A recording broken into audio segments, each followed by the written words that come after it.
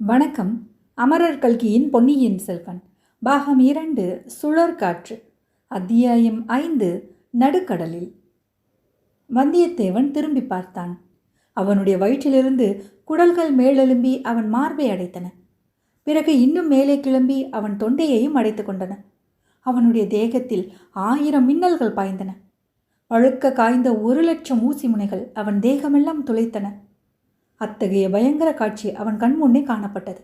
முடிவில்லாது பறந்திருந்த இருளில் அங்கங்கே 10, 20, 100 அக்னி குண்டங்கள் தோன்றின. அவற்றிலிருந்து புகை இல்லை, வெளிச்சமும் இல்லை. கீழே விறகு போட்டு எரித்து உண்டாகும் தீப்பிழம்புகளும் அல்ல, வெறும் நெருப்பு பிண்டங்கள். பூமியிலிருந்து எப்படியோ எழுந்தவை நின்றன. திடீரென்று அவற்றில் சில பிண்டங்கள் மறைந்தன. வேறு சில தீப்பிண்டங்கள் புதிதாக எழுந்து நின்றன. ஒரு பிரம்மாண்டமான கரிய இருள் நிறம் கொண்ட ராட்சதன், தனியாக தலை ஒன்றில்லாமல் வயிற்றிலேயே வாய் கொண்ட கபந்தனை போன்ற ராட்சதன். ஆனால் அவன் வயிற்றில் ஒரு வாய் அல்ல, அநேக வாய்கள். அந்த வாய்களை அவன் அடிக்கடி திறந்து மூடினான். திறக்கும்போது வயிற்றிலிருந்து தீயின் ஜுவாலை வாய்களின் வழியாக வெளியே வந்தது, மூடும்போது மறைந்தது. இந்த காட்சியை கண்ட வந்தியத்தேவனுடைய ஒவ்வொரு ரோமக்கால் வெளியாகவும் அவனுடைய உடம்பின் இரத்தம் கசிவது போல் இருந்தது. அப்படிப்பட்ட பீதி அவனை என்றைக்கும் ஆட்கொண்டதில்லை. பெரிய பழுவேட்டரையரின் பாதாள நிலவரையிலே கூட இல்லை. அவன் பின்னால் ஹா ஹா ஹா என்று சிரிப்பு சத்தம் கேட்டது. திரும்பி பார்த்தான். பூங்குழலிதான். வேறு ஒரு சந்தர்ப்பத்திலே என்றால் அவளுடைய அந்த சிரிப்பே அவனுக்கு அளவில்லாத பயங்கரத்தை உண்டாக்கியிருக்கும். இப்போது அதே சிரிப்பு தைரியத்தை அளித்தது. இரத்தமும் சதையும் உடலும் உயிரும் உள்ள பெண் ஒருத்தி அவன் பக்கத்தில் நிற்கிறாள் என்பது பெரும் அபாயத்தில் ஒரு பற்றுக்கோள் போல் உதவியது. பார்த்தாயா என் காதலர்களை என்று பூங்குழலி கேட்டாள். இந்த கொள்ளிவாய் பிசாசுகள் தான் என் காதலர்கள். இவர்களை பார்த்து சல்லாபம் செய்வதற்குத்தான் நள்ளிரவில் இந்த இடத்துக்கு நான் வருகிறேன் என்றாள். இந்த பெண்ணுக்கு நன்றாக பித்து பிடித்திருக்கிறது என்பதில் எல்லளவும் சந்தேகமில்லை. இவளுடைய உதவியை கொண்டு இலங்கைக்கு போகிறது நடக்கிற காரியமா? இவ்வாறு வந்தியத்தேவன் எண்ணினான். அவனுடைய உள் மனதிலிருந்து வேறு ஏதோ ஒரு எண்ணம் வெளிவர போராடி கொண்டிருந்தது. அது என்ன? இந்த கொள்ளிவாய் பிசாசுகளை பற்றிய ஏதோ ஒரு விஷயம்தான். உன்னுடைய சிநேகிதன் சேந்தன் அமுதனால் இத்தகைய காதலர்களோடு போட்டியிட முடியுமா என்று பூங்குழலி கூறியது கிணற்றுக்குள்ளே இருந்து வரும் குரலை போல் கேட்டது.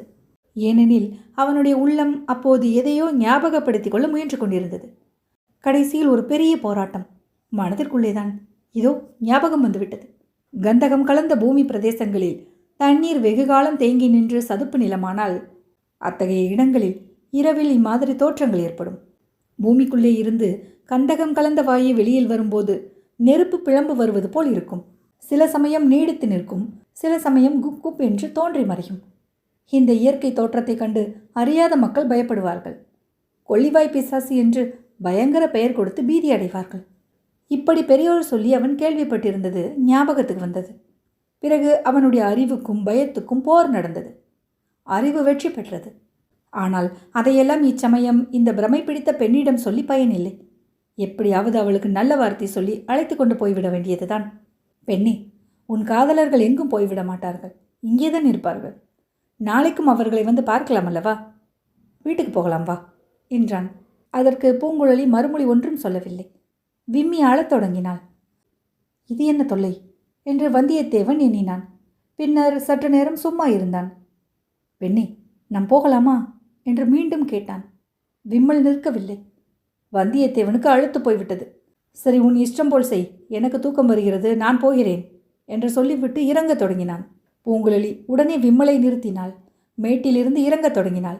நாளே பாய்ச்சலில் வந்தியத்தேவனுக்கு முன்னால் கீழே போய் நின்றாள். வந்தியத்தேவன் ஓடிப்போய் அவளை பிடித்தான். இருவரும் கலங்கரை விளக்கை நோக்கி நடக்கத் தொடங்கினார்கள். இந்த பித்து பிடித்த பெண்ணை நம்பி படகில் ஏறுவதாவது கடலை கடப்பதாவது, ஆயினும் வேறு வழி இல்லை என்று தெரிகிறதே. ஏதாவது நல்ல வார்த்தை சொல்லி சிநேகம் செய்து கொள்ள பார்க்கலாமா? வானத்தில் வால் நட்சத்திரம் தோன்றுகிறதே, அதை பற்றி உன் கருத்தென்ன என்று பூங்குழலி கேட்டாள். என் கருத்து ஒன்றுமில்லை, வால் நட்சத்திரம் தோன்றுகிறது, அவ்வளவுதான் என்றான் வந்தியத்தேவன். வால் நட்சத்திரம் வானில் தோன்றினால் பூமியில் பெரிய கேடுகள் விளையும் என்று சொல்கிறார்களே. அப்படித்தான் சிலர் சொல்கிறார்கள். நீ என்ன சொல்கிறாய்? நான் ஜோதிட சாஸ்திரம் படித்ததில்லை. ஜனங்கள் அப்படி சொல்லிக் கொள்வதுதான் எனக்கு தெரியும். சற்று நேரம் மௌனமாக நடந்தார்கள். பிறகு பூங்குழலி, சக்கரவர்த்திக்கு உடம்பு சுகமில்லை என்று சொல்கிறார்களே, அது உண்மைதானா என்றாள். இவள் அவ்வளவு பித்துக்குளி பெண்ணல்ல என்று வந்தியத்தேவன் எண்ணிக்கொண்டான். கொஞ்சம் அவனுக்கு நம்பிக்கை பிறந்தது. நானே என் கண்ணால் பார்த்தேன். சக்கரவர்த்தி படுத்த படுக்கையாய் இருக்கிறார். 2 கால்களிலும் உணர்ச்சியே கிடையாது. ஒரு அடி கூட எடுத்து வைக்க முடியாது. அவரை குணப்படுத்த மூலிகை கொண்டு வரத்தானே நான் வந்திருக்கிறேன். பெண்ணே, எனக்கு நீ ஒரு உதவி செய்வாயா என்று கேட்டான். அதற்கு மறுமொழி சொல்லாமல், சக்கரவர்த்தி அதிக நாள் உயிரோடு இருக்க மாட்டார், சீக்கிரத்தில் இறந்து போய் விடுவார் என்று சொல்கிறார்களே, அது உண்மையா என்று கேட்டாள் பூங்குழலி. நீ இச்சமயம் உதவி செய்யாவிட்டால் அப்படி நடந்தாலும் நடந்துவிடும். இலங்கையில் ஒரு அபூர்வ சஞ்சீவி மூலிகை இருக்கிறதாம். அதை கொண்டு வந்தால் சக்கரவர்த்தி பிழைத்துக் கொள்வாராம். நீ படகு தள்ளி கொண்டு இலங்கைக்கு வருவாயா? சக்கரவர்த்தி ஒருவேளை இறந்து போனால் அடுத்தபடி யார் பட்டத்துக்கு வருவார்கள் என்று பூங்குழலி கேட்டது வந்தியத்தேவனை தூக்கி வாரி போட்டது. பெண்ணே, எனக்கும் உனக்கும் அதை பற்றி என்ன? யார் பட்டத்துக்கு வந்தால் நமக்கு என்ன கவலை? ஏன் கவலை இல்லை?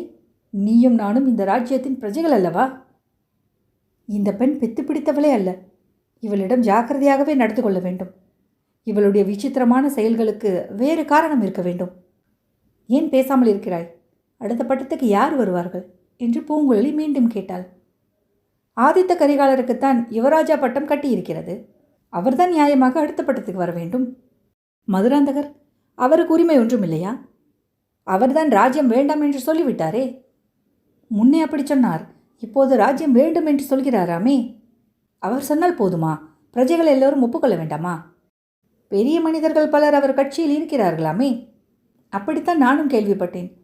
இவ்வளவும் உன் காது வரையில் வந்து எட்டியிருப்பதை நினைத்தால் எனக்கு மிகவும் ஆச்சரியமாயிருக்கிறது. சுந்தர சோழர் திடீரென்று இறந்து போனால் என்ன ஆகும்? தேசமெல்லாம் பெரும் குழப்பமாகிவிடும். அதை தடுப்பதற்குத்தான் உன் உதவி இப்போது தேவையாயிருக்கிறது. நான் என்ன உதவியை செய்ய முடியும்? முன்னமேயே சொன்னேனே, நான் அவசரமாக மூலிகை கொண்டு வர இலங்கை தீவுக்கு போக வேண்டும். அதற்கு நீ படகு வலித்து கொண்டு வர வேண்டும். என்னை எதற்காக அழைக்கிறாய்? ஒரு பெண் பிள்ளையை படகு தள்ளும்படி கேட்க வெட்கமா இல்லையா? வேறு யாரும் இல்லை என்று உன் தந்தை சொல்கிறார். உன் அண்ணன் கூட நேற்று போய்விட்டானாமே. அவன் போனால் என்ன? உனக்கு 2 கைகள், உன்னோடு வந்தவனுக்கு 2 கைகள் இல்லையா? எங்களுக்கு படகு வலிக்க தெரியாது. படகு வலிப்பது என்ன மந்திர வித்தையா? துடுப்பை பிடித்து வலித்தால் தானே படகு போகிறது. திசை தெரிய வேண்டுமல்லவா? நடுக்கடலில் திசை தெரியாமல் போய்விட்டால்? நடுக்கடலில் திசை தெரியாவிட்டால் முழுகி சாகுங்கள். அதற்கு நான் என்ன செய்யட்டும்? கலங்கரை விளக்கின் அருகில் அவர்கள் வந்துவிட்டார்கள். வந்தியத்தேவனும் அத்துடன் பேச்சை நிறுத்திவிட விரும்பினான். மேலும் பேச்சை வளர்த்து பூங்குழலியின் மறுப்பை உறுதிப்படுத்திவிட அவன் விரும்பவில்லை. அவள் அவ்வளவு கண்டிப்பாக மறுமொழி சொன்ன போதிலும் அவளுடைய குரலும் பேச்சின் தோரணையும் அவனுடைய உள்ளத்தில் சிறியதொரு நம்பிக்கை சுடரை உண்டாக்கியிருந்தன. 2ஆம் முறை படுத்த பிறகு வெகு நேரம் வந்தியத்தேவனுக்கு தூக்கம் வரவில்லை. ஏதேதோ எண்ணங்களினால் அவனுடைய உள்ளம் வெகுவாக குழம்பிக் கொண்டிருந்தது. 4ஆம் ஜாமத்தின் ஆரம்பத்திலேதான் தூங்கினான்.